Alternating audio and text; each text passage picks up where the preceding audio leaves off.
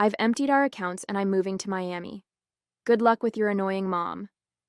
The laughter that followed cut through the sterile hospital waiting room, causing several heads to turn in my direction. I stepped into an alcove, pressing the phone closer to my ear. Jack, what are you talking about?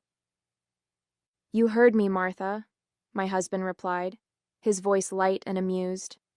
26 years of marriage and I'm finally free. I've transferred everything. Checking, savings, investment accounts. All gone. I deserve this. My hand trembled, but I kept my voice steady. I understand, I said, watching through the window as doctors wheeled my sedated mother toward surgery. I need to go now. Mom's heading into the operating room. Of course she is, Jack snorted. That woman's health issues have always been more important than our marriage. Enjoy the medical bills. The line went dead.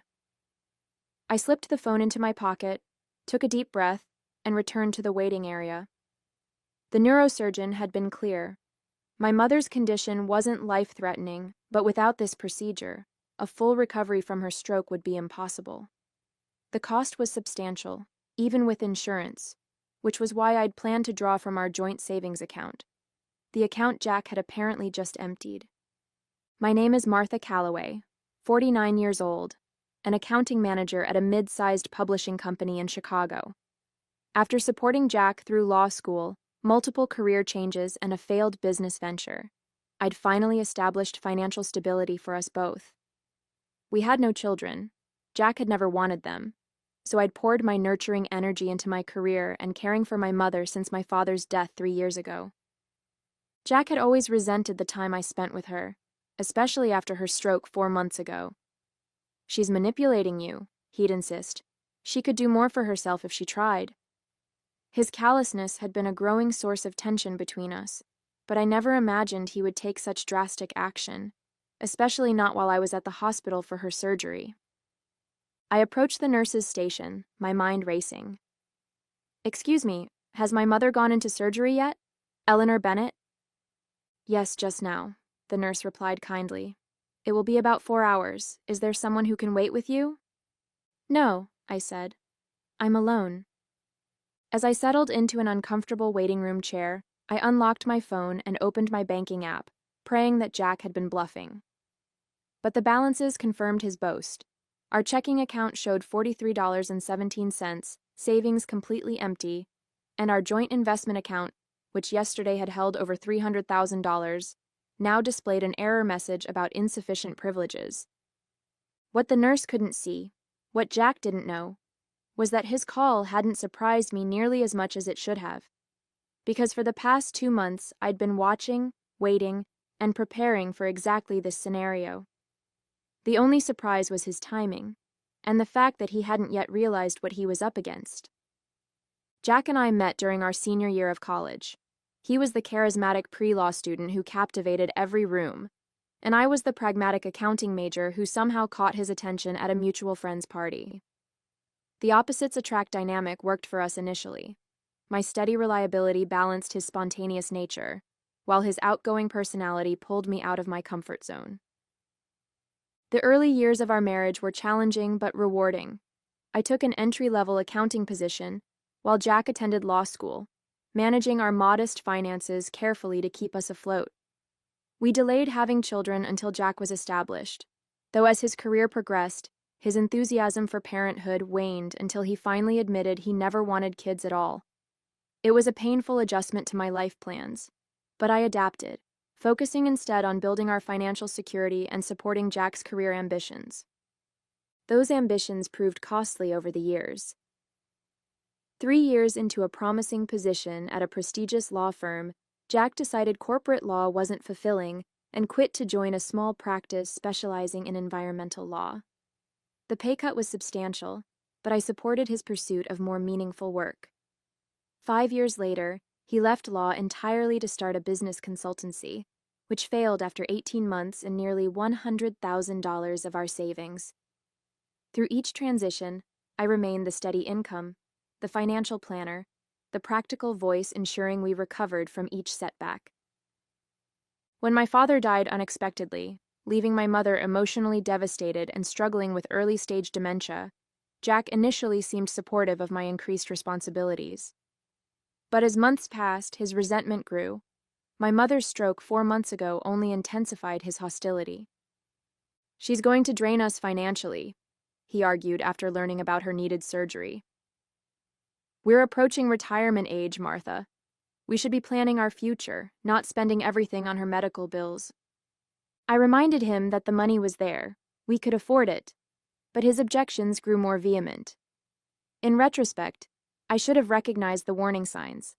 His sudden interest in our investment accounts, questions about our banking passwords, late nights spent on his computer, with the screen angled away from me. The first concrete red flag appeared 6 weeks ago, when I noticed login attempts to our accounts from an unfamiliar device. Then came the browser history showing searches for best places to retire in Florida and states with favorable divorce laws. Most telling was the phone call I overheard from our home office, Jack speaking quietly. She doesn't suspect anything. We'll have plenty of time to get everything in order. I hadn't wanted to believe what the evidence suggested. Jack and I had built a life together, weathered countless challenges side by side. The possibility that he was planning to abandon me, and worse, to take our life savings in the process, seemed inconceivable, despite the mounting evidence. Which is why, reluctantly but methodically, I had begun to prepare for the worst. 2 weeks before my mother's scheduled surgery, I came home early from work with a migraine. The house was quiet. Jack should have been at his office, but his car was in the driveway. Not wanting to disturb him if he was working from home, I slipped in quietly through the side door. The sound of his voice drew me toward our home office. The door was ajar and Jack was on a video call, his back to the entrance. I froze when I heard my name. Martha has no idea, he was saying, sounding amused. She still thinks we're the perfect team. Meanwhile, I've got access to everything, joint accounts, investments, even her inheritance from her father. A woman's voice responded from the computer. And you're sure the timing works? I don't want to be stuck in limbo waiting for you. It's perfect, Jack assured her. Her mother's surgery is scheduled for the 15th. Martha will be completely focused on that. I'll transfer everything that morning, and by the time she realizes what's happened, I'll be on my way to you. We can be out of the country by the end of the month. What if she contests it legally? The woman asked. Jack laughed. On what grounds? My name is on all the accounts. Besides, the money trail will be impossible to follow once I've moved it offshore. Trust me, I've thought of everything. I backed away silently, retreating to my car where I sat gripping the steering wheel, nauseous with betrayal. 26 years of marriage, and Jack was plotting to steal everything mostly I, had worked for, while I was at my mother's surgery, no less. And clearly, he'd been planning this with another woman for some time. The initial shock gave way to cold, clear focus, the same analytical mindset that had made me successful in accounting. I drove to a coffee shop, ordered a tea I couldn't taste, and made a list of what I knew and what I needed to do. Jack had access to our joint accounts, yes, but he didn't know about the separate account I'd opened last month after noticing the suspicious login attempts. I'd transferred $50,000 there, enough to cover my mother's medical expenses and keep us afloat temporarily. It wasn't nearly what I deserved after decades of supporting our household, but it was something. More importantly, Jack didn't realize that my background in forensic accounting meant I understood exactly how to document financial misconduct. The question was whether I had enough time to gather evidence and protect our assets before he made his move. That evening, I returned home and greeted Jack normally, giving no indication of what I'd overheard. He kissed my cheek absently, asked about my migraine, and returned to watching television as if he hadn't spent the afternoon planning to destroy my financial security. I'm worried about Mom's surgery, I told him, watching his expression carefully. The recovery will be difficult. Try not to stress, he replied, not meeting my eyes. Everything will work out. The calm certainty in his voice, knowing what he was actually planning, made something harden inside me. I excused myself to make dinner, my mind already mapping out the calls I needed to make first thing tomorrow. To my bank, to a security company, and most importantly, to Patricia Wilson, the best divorce attorney in Chicago. Jack thought he had planned the perfect escape. He was about to discover just how wrong he was. The morning after discovering Jack's betrayal, I called in sick to work for the first time in 3 years. As soon as Jack left for his office, I began implementing my protection plan. My first call was to Patricia Wilson, who listened to my situation with professional calm. "This is a clear case of premeditated financial fraud," she said after I described what I'd overheard. "We need to act quickly but carefully. Have you documented the conversation?" "No," I admitted. "I wasn't prepared." "Then our first priority is gathering evidence. Without proof, it becomes your word against his." Patricia outlined the steps we needed to take: installing security cameras in our home office, documenting all account activities, collecting evidence of Jack's relationship with this other woman, and preparing for emergency legal actions the moment he made his move. "Don't confront him," she warned. "Let him think his plan is working. We need him to act so we can catch him red-handed." Over the next week, I became an actress in my own home, maintaining a facade of normalcy while systematically preparing for Jack's betrayal. I installed tiny security cameras in our home office, capturing Jack's continued planning calls. I worked with a forensic accountant recommended by Patricia to document the history of our accounts, proving that the majority of funds came from my income. I even hired a private investigator who quickly identified the woman on the video call as Veronica Daniels, a 38-year-old former client of Jack's with whom he'd been having an affair for at least 8 months. Most importantly, I worked with my bank to place monitoring flags on all our accounts, ensuring I would receive immediate notification of any large transfers or withdrawal attempts. I couldn't prevent Jack from accessing the accounts without tipping him off, but I could ensure his actions were documented when the time came. The waiting was excruciating. Each evening, I prepared dinner, discussed mundane topics, and slept beside the man who was actively plotting to leave me destitute.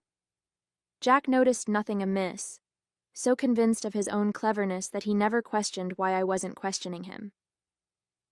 3 days before my mother's surgery, the private investigator delivered additional evidence.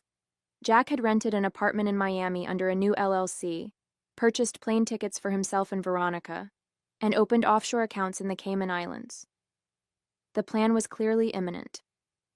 That night, Jack was unusually attentive, asking detailed questions about my mother's upcoming procedure, the hospital location, how long I planned to stay with her. I provided truthful answers, watching him mentally catalog the information he would use against me. "I wish I could be there," he said, his concerns so convincingly genuine that for a moment I almost doubted the evidence. "But that client meeting in Denver can't be rescheduled." There was no client meeting in Denver. The private investigator had confirmed his ticket to Miami was for the exact day of my mother's surgery. "I understand," I said, squeezing his hand. "Work is important." The night before the surgery, I lay awake beside Jack, my mind racing through final preparations. Patricia had all the documentation needed for emergency filings the moment Jack made his move. The bank was on high alert for suspicious transactions. I had secured enough funds in my separate account to cover immediate needs. Everything was in place except for one crucial element: definitive proof of Jack's intent. The security cameras had captured conversations, yes, but nothing explicitly stating his plan to empty our accounts while I was at the hospital. Without that, Patricia warned, we might face a lengthier legal battle. "Try to get him to say something incriminating," she had advised. "A text, an email, anything that clearly shows premeditation." But Jack had been frustratingly careful in our communications, keeping his responses vague and deniable. As dawn approached, I realized I was out of time. My mother's surgery was scheduled for 9 a.m., and I needed to be there. I would have to trust that the preparations I'd made would be enough. I had no idea that Jack himself was about to provide the final piece of evidence I needed, in the cruelest way possible. The hospital waiting room was busier than I expected, filled with anxious family members and the antiseptic smell that never quite masked the underlying scent of illness. My mother had been prepped for surgery, her face pale but determined as they wheeled her toward the operating room. "You'll be here when I wake up?" she asked, her voice thin with medication and fear. Of course, I promised, squeezing her hand before the nurses took her away. I settled into an uncomfortable chair, checking my phone obsessively for any banking alerts. Nothing yet. Perhaps Jack was waiting until he was certain I was occupied with the surgery. Or perhaps a small, hopeful voice whispered, I had misunderstood everything, and he truly was in Denver for a client meeting.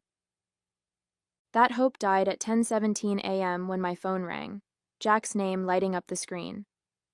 I answered cautiously, conscious of the people around me. How's your mother? He asked, his voice deliberately casual.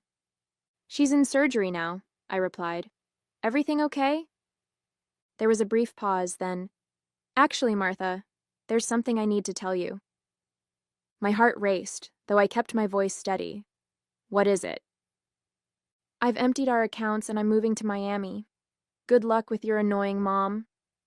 His laughter, cruel and triumphant, echoed through the phone. 26 years of marriage and I'm finally free. I've transferred everything. Checking, savings, investment accounts. All gone. I deserve this. Although I'd been preparing for exactly this moment, the casual cruelty still stunned me. My mother was in brain surgery, and Jack was laughing about leaving me financially devastated. I understand, I managed to say, my lawyer's instructions echoing in my mind. Get him to admit everything. Create a record. You've taken all our money while I'm at my mother's surgery? Every penny, he confirmed, sounding pleased with himself. The transfers are already done. By the time you figure out how to fight this legally, the money will be untraceable. And you're in Miami now? I asked, my phone recording every word. Beautiful South Beach. Veronica and I are celebrating as we speak. Don't bother trying to find us. The condo isn't in my name. Jack, why are you doing this? The question wasn't part of my strategy, but I couldn't help asking. He snorted. Because I can, Martha. Because I'm tired of your boring, responsible life. Because I deserve more than being married to someone who prioritizes her sick mother over her husband. Consider this payment for all the years I wasted with you. After he hung up, I sat motionless, the recorded conversation saved to my phone. Then I sent it to Patricia with a simple message. It's happened. He just called and confessed everything.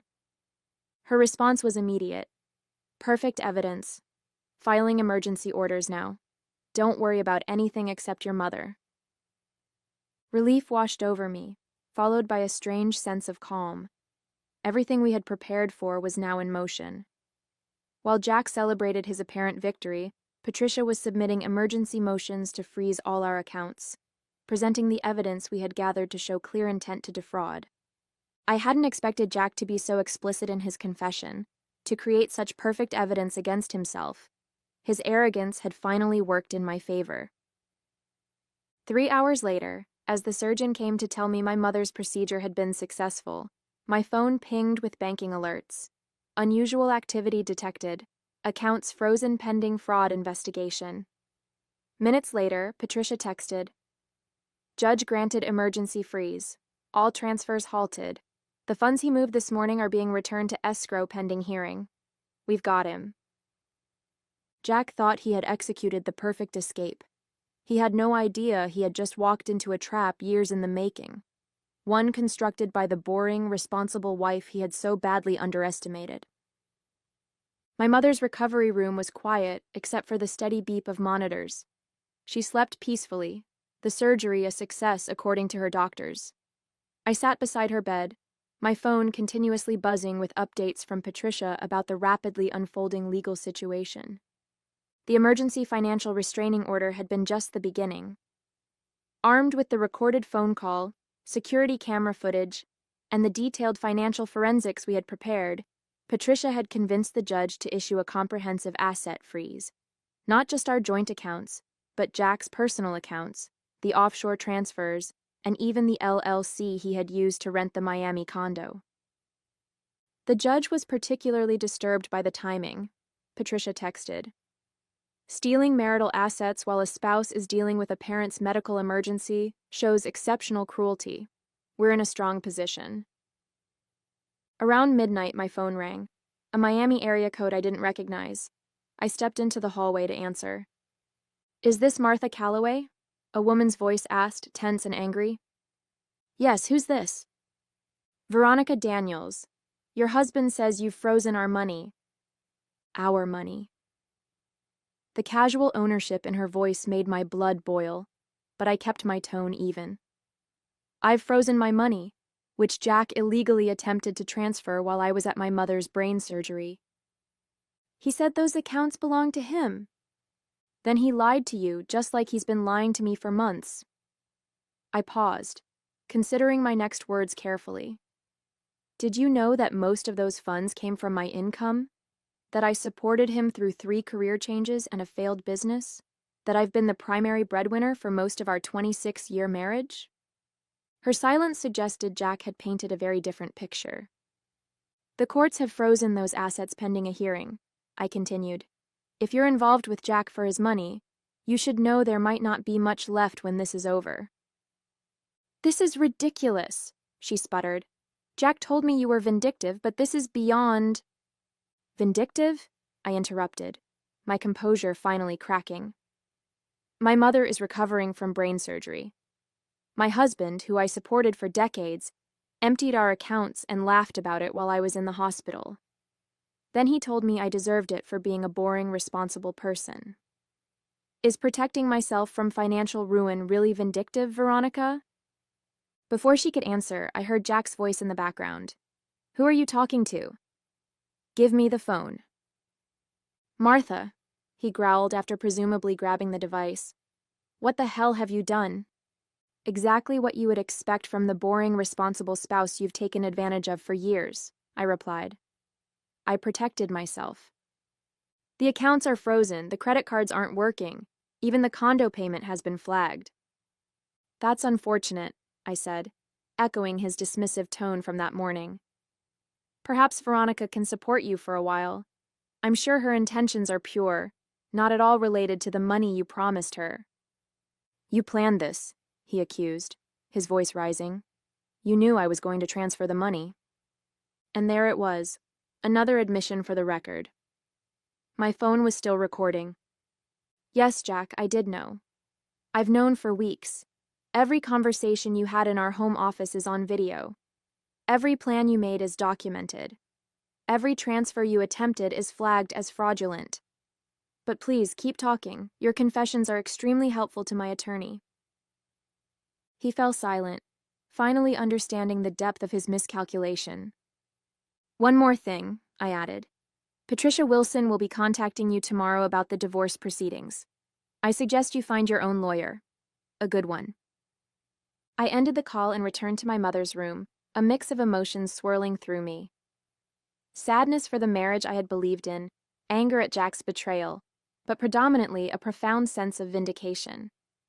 Jack had underestimated me because he thought my responsible nature made me predictable, even boring. He was about to discover that responsible people make the most formidable opponents when they decide to fight back. 3 days after Jack's phone call, as my mother was being moved to the rehabilitation facility, a courier delivered a thick envelope to her hospital room. Inside was a complete dossier prepared by Patricia, copies of the emergency financial orders, confirmation that all transferred funds had been recovered and placed in court-monitored accounts, and preliminary divorce filings citing Jack's egregious financial misconduct and marital abandonment. Most satisfying was the affidavit from the Miami-Dade County Sheriff's Office, confirming they had personally served Jack with the legal documents at his beachfront hotel. The officer noted that the subject appeared visibly distressed upon receiving the papers. Also included was a thumb drive containing security footage from our home office, footage that clearly showed Jack explaining to Veronica how he planned to steal our life savings while I was at my mother's surgery. Patricia had highlighted specific timestamps with transcriptions of the most damning statements.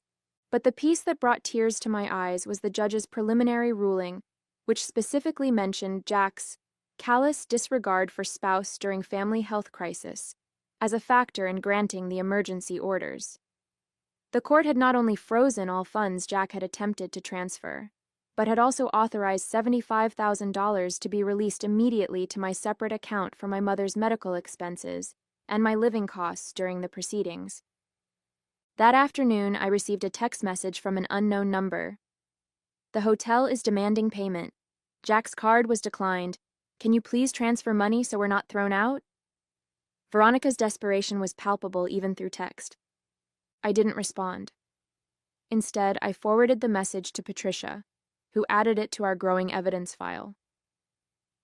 That evening, as I sat beside my mother's bed helping her with dinner, my phone rang again, Jack's number. I declined the call and blocked him. There was nothing left to say. The legal system would handle the rest of our communication, and Jack was finally experiencing the consequences of his actions. The husband who had laughed while emptying our accounts wasn't laughing anymore. 6 months later, I stood in the courtroom as the judge delivered the final divorce decree. Jack sat at the defense table, a shadow of his former confident self. His attorney, the third one he'd hired after the first two withdrew from his case, looked resigned. In consideration of the documented financial misconduct, the duration of the marriage, and the plaintiff's significant contributions to marital assets, the court awards Mrs. Calloway 85% of all marital property, the judge announced. Additionally, Mr. Calloway shall be responsible for all legal fees incurred by Mrs. Calloway in these proceedings. The judgment was even more favorable than Patricia had predicted. Jack's attempts to contest the evidence had backfired spectacularly, particularly when the judge heard the recorded phone call where he laughed about leaving me financially stranded during my mother's surgery. As we exited the courtroom, Jack attempted to approach me. "Martha, this isn't fair. I made mistakes, but—" "Your Honor," Patricia called to the judge, who was still gathering her papers. "The defendant is attempting to contact my client directly despite the communication order." The judge's sharp reprimand sent Jack scurrying back to his attorney, his face flushed with humiliation. Outside, I took a deep breath of the crisp Chicago air, feeling lighter than I had in years. "Congratulations," Patricia said, squeezing my arm. "It's officially over." That evening, I visited my mother at her apartment, where she was continuing her recovery with the help of a part-time aide. Her progress had been remarkable. She was walking independently, her speech almost back to normal. "How did it go?" she asked as I joined her for dinner. "It's done," I replied. "The divorce is final." She studied my face. "And how do you feel?" I considered the question carefully. "Ready," I finally said. "Ready to start the next chapter." "Without Jack holding you back, I have a feeling it will be your best one yet."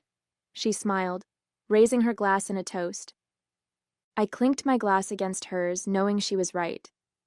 In trying to destroy me, Jack had inadvertently set me free.